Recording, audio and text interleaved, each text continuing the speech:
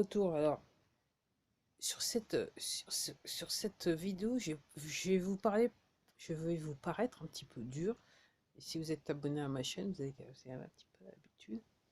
Alors, d'abord, je voudrais dire, donc, ce qui se passe aux États-Unis, il faut toujours suivre ce qui se passe aux États-Unis, pas seulement en Arizona. Maintenant, il faut se poursuivre sur la Californie. Alors, comme je vous dis, vous ne pouvez pas faire ça, parce que ce qui va se passer aux États-Unis va avoir des conséquences en France. Et ça a déjà des conséquences en France.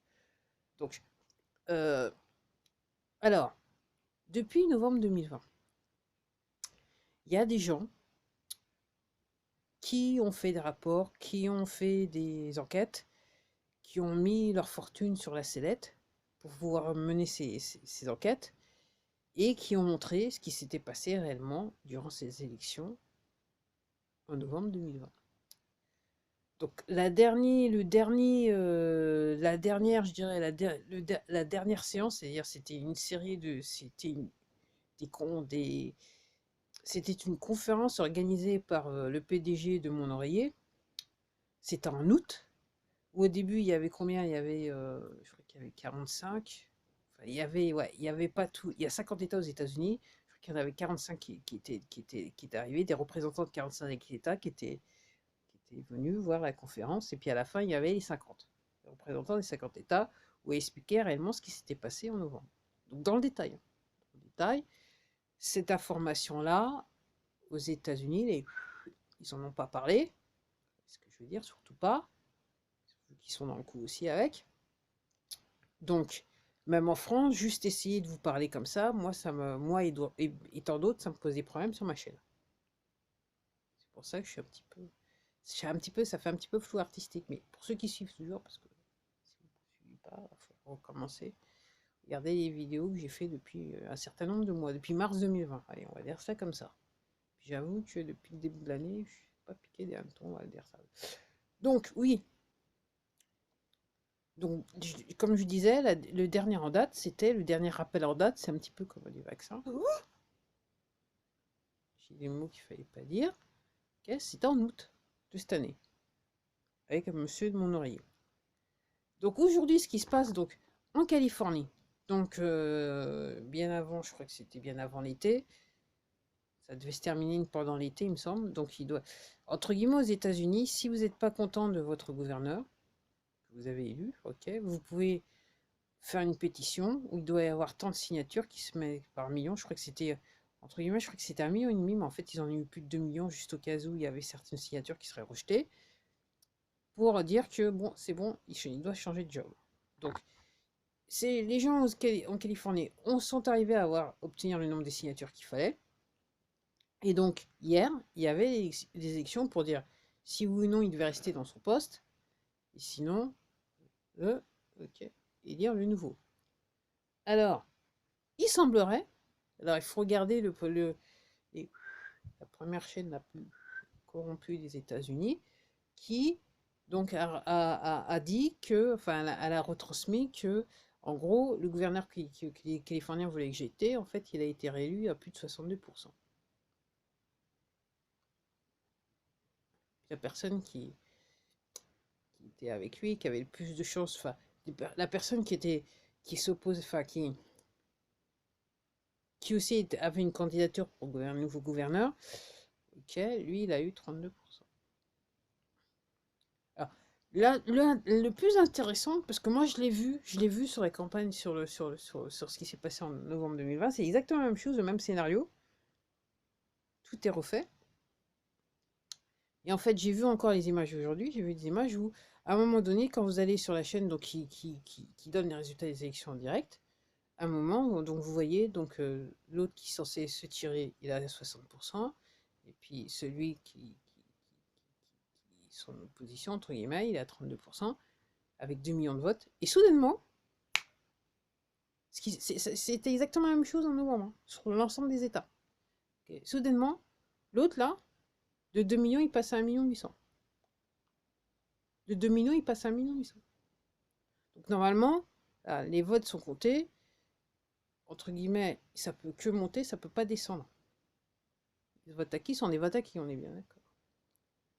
Donc, Moi, comme je dis, pour moi, ça fait partie du film. Toujours, ça fait toujours partie du film. Et avec toutes les informations qui sont sorties par des enquêteurs, voilà, qui ont mis leur vie en jeu pour certains et leur fortune en jeu pour certains, ok? Entre guillemets, pour les Américains qui n'avaient pas trop compris ce qui se passait en novembre 2020, mais depuis ils ont eu un petit peu la puce à l'oreille, qui se sont renseignés. Alors pour ceux qui se sont renseignés, qui disaient qui pensent toujours que c'était du n'importe quoi, peut-être qu'il est aussi en Californie. Là c'est un petit peu ce qui s'est passé avec cette élection, donc c'est un petit peu un petit peu un air de déjà vu. Déjà vu. Ouh, ça dit quoi? Atmosphère, atmosphère. Ah, j'ai une gueule d'atmosphère. Ah, un petit peu le déjà vu. Donc c'est la même chose qu'ils ont fait en novembre 2020, ils ont refait ça en Californie. Alors, ça fait partie du film. Il y a de plus en plus de gens qui disent que j'ai aussi maintenant tendance à le penser. J'ai hésité, mais à force de regarder des trucs et entendre des trucs, je commence, ouais, que effectivement, les gens qui nous veulent du bien se sont un petit peu infiltrés chez les Américains. Ok. En fait, maintenant, ça fait partie du film. Alors, c'est pour démontrer, pour moi, c'est vraiment pour démontrer aux gens, voilà, on vous le disait, regardez maintenant ce qui se passe en Californie. Il recommence. Alors, est-ce que vous nous croyez maintenant? C'est un petit peu le message. Donc, on va voir comment ça se goupille, parce que pour le bidon non plus, comme je vous dis, moi, ça me fatigue de regarder ce genre de choses, mais bon, je suis un petit peu obligée à la semaine prégré. Mais j'avoue que je surfe moins sur le net, parce que là, rasoir. Oups! J'ai dit, peut-être que vous l'avez entendu sur le micro, j'ai dit que j'en avais ras le. Voilà. Donc, après, comme par hasard, donc demain, à partir de demain, apparemment, en France, Ah, qu'est-ce que je me suis fait? Je me suis encore coupé, punaise. Les, euh, les aides-soignants, et puis je comprends les pompiers, ils doivent se faire. S'ils veulent rester, garder leur boulot. Comme je vous dis, il y a des gens qui se donnent. Alors, ce qui se passe en France, ça se passe aussi à l'étranger, dans plusieurs pays à l'étranger. C'est le même truc. Les poteaux, ils sont organisés, c'est pareil. Puis là, maintenant, c'est les cheffaillons des poteaux qui sont, qui sont à la barre. Donc eux, ils sont ultra désespérés parce qu'il n'y a plus rien, il n'y a plus les supports, il y a plus réellement les poteaux, les top top top. Il n'y a plus d'argent, il n'y a plus rien. Ils se retrouvent tout seuls et, moins qu'on le pire, ils ont fait les. Et là, il n'y a plus besoin, là, il n'y a plus personne pour dire ah non, mais c'était pas moi, c'était l'autre. Bon, on peut s'arranger, on peut avec une petite histoire. Non, maintenant ça va plus possible. Parce qu'ils sont tout seuls, entre guillemets. Donc, demain, donc à partir de demain, donc je crois comprendre qu'il y a déjà des pompiers qui sont suspendus de leur boulot, qui un petit peu, qu'il y a aussi des aides-soignantes qui jettent l'éponge. Alors tout ça, c'est pour réveiller le monde. Alors, des gens qui, dans ces corps de métier, ont collaboré, voilà, jusqu'à présent, maintenant, ils se retrouvent, ils se disent, voilà, maintenant, ça va plus être possible. Et puis aussi, c'est pour réveiller la population, pour faire comprendre aux gens, hein, je sais pas, combien, 68 millions, je sais pas pourquoi. Donc, pour faire comprendre à l'ensemble des Français, bah ouais, hein, quand même, réveillez-vous, il se passe des trucs en France, quoi. Puis c'est pas bien. Donc là, maintenant, il y aura le feu, il y aura plus de pompiers. Pour éteindre le feu, ok. Puis quand vous serez malade, c'est même pas la peine de vous déplacer à l'hôpital. Alors, c'est là où je vais vous dire quelque chose. Je l'ai déjà plus ou moins sous-entendu dans d'autres vidéos, mais je vais en remettre une couche. Moi, je me pose la question. Donc, les premiers secours et particulièrement. Alors, ce qui se passe en France dans les hôpitaux, c'est ce qui se passe partout dans le monde, aux États-Unis, soi-disant que, ok, là, il y a pas mal de choses qui ont été réouvertes aux États-Unis. Vous avez des gens dans des stadiums, il y a des 80 000 personnes, 50 000 personnes. Dans les hôpitaux de la région, il n'y a personne. Soi-disant, il y a un truc, il y a la chose qui tue, quoi. Et dans les faits, c'est les gens qui se font injecter pour la chose, en fait, qui meurent. Hein. Passer en main gauche.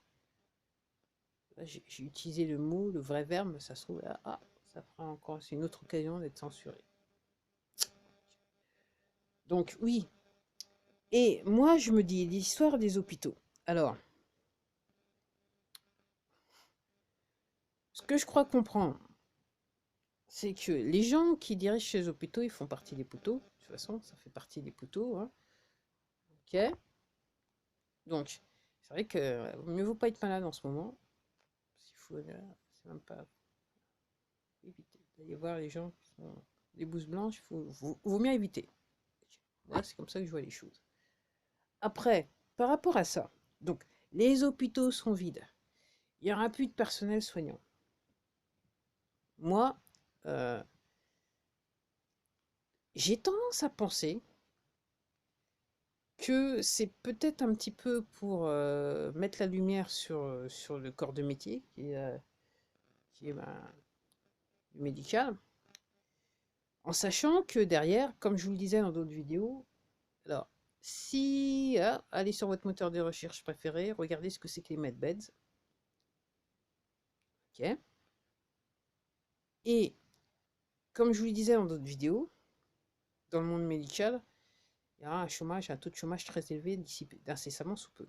Après, moi, comme je dis, dans la situation actuelle des choses telles que je la comprends, euh, si vous faites partie du personnel hospitalier, faire administrer n'importe quel traitement, ok. En ce qui me concerne, pour moi, j'ai tendance à penser que vous allez sur culpabilité, crime contre l'humanité.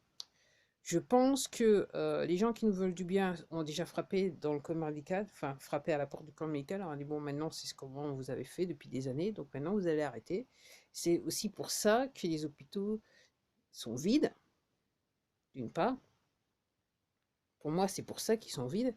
Et après, je dirais donc l'histoire du personnel soignant, c'est un petit peu pour mettre un petit peu plus la lumière sur ce qui se passe, en sachant que, comme je vous dis, dans le monde médical, aussi bien en France que partout dans le monde, il y aura des chômeurs. Euh, la manière dont on va guérir les gens n'a rien à voir avec la manière dont on guérissait les gens. En sachant que le but de la médecine, bien sûr, on n'est pas sur on n'était pas sur du naturel. Et en grandissant, j'entendais parler d'homéopathie. J'ai eu du mal à comprendre ce que c'était réellement de l'homéopathie. Mais je comprends. En gros, c'est aller contre, quelque part, c'est un petit peu le vrai système d'origine de soins par les plantes, mais surtout, ça allait contre le système médical, le système des poteaux. Donc, le but de ce système, c'était de faire en sorte que nous tombions malades et de consommer excessivement de médicaments, il faut le dire.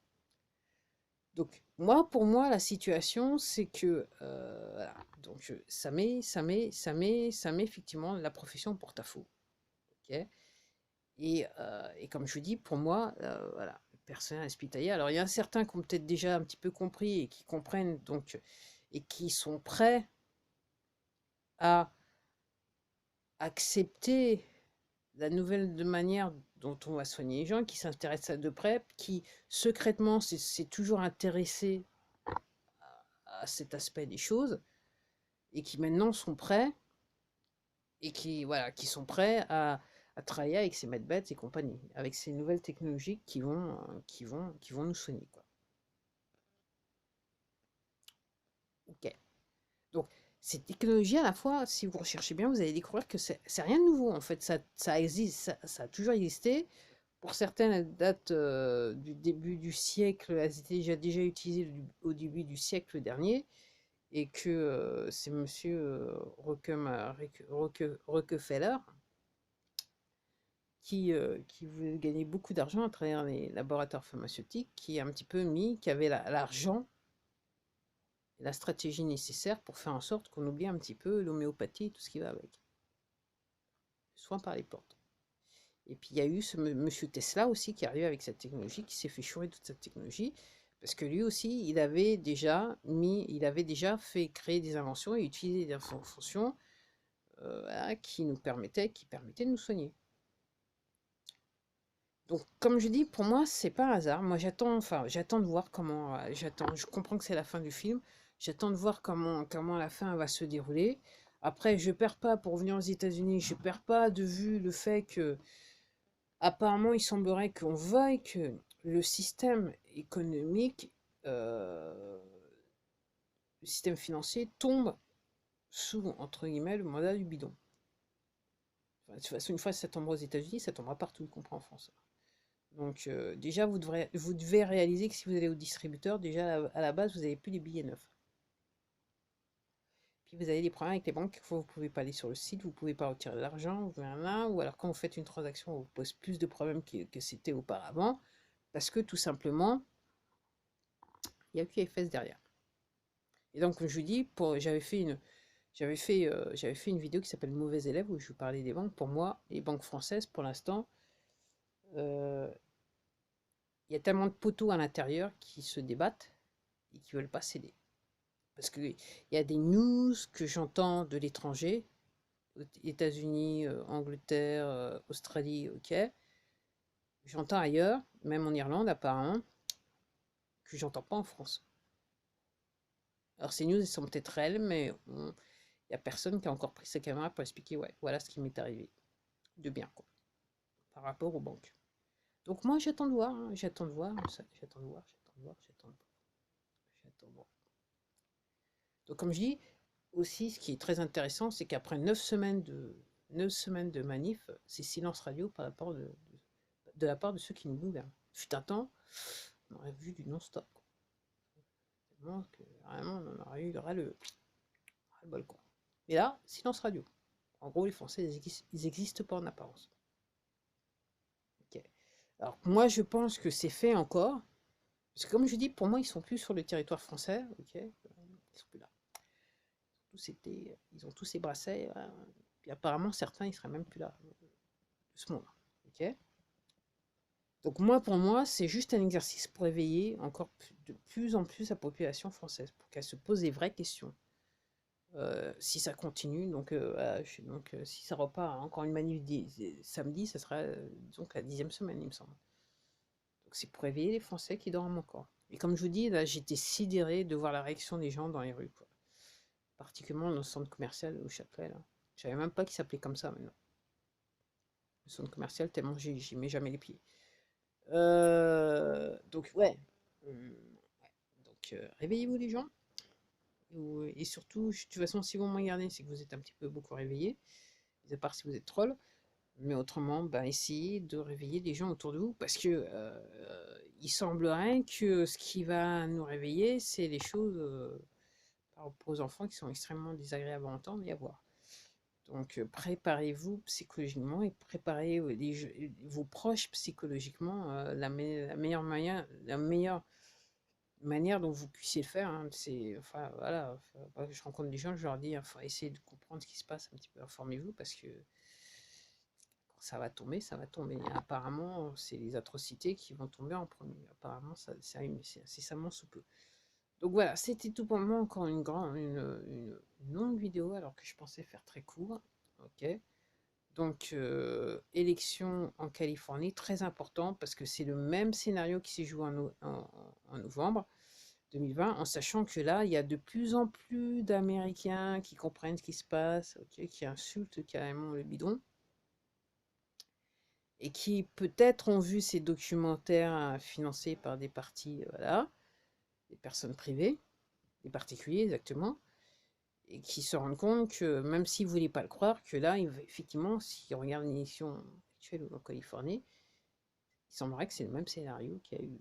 Allez, c'était tout pour moi, je vous dis à la prochaine vidéo. Au revoir.